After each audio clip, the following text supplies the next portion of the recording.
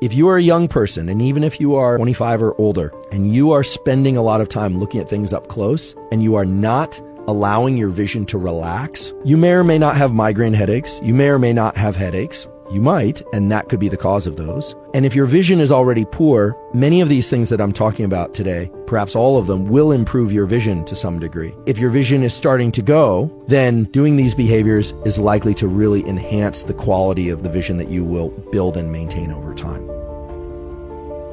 These days, we're spending a lot of time looking at things, mainly our phones, up close and computers up close, and we are indoors. Now, there are a lot of recommendations out there right now. You should look up from your computer screen. It's actually not going to solve the problem just to look up from your computer screen.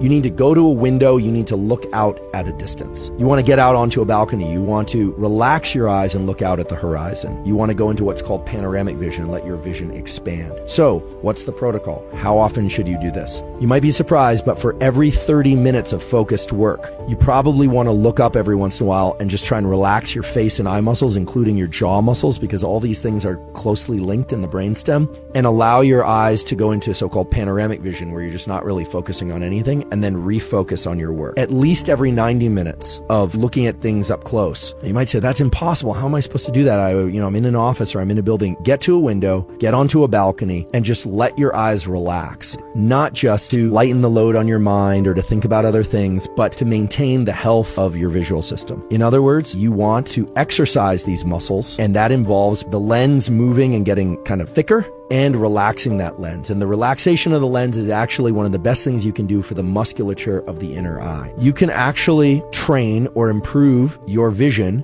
by looking at smooth pursuit stimuli, as well as near far. So spending a few minutes, you might even just do this for 2 minutes of looking at something up close.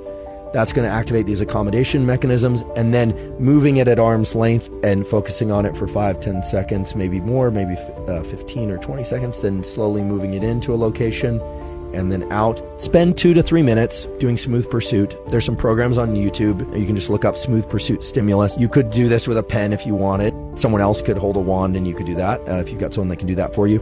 Practice accommodation for a few minutes, maybe every other day. Just bringing something in close. You'll feel the strain of your eyes doing that. I can feel it right now.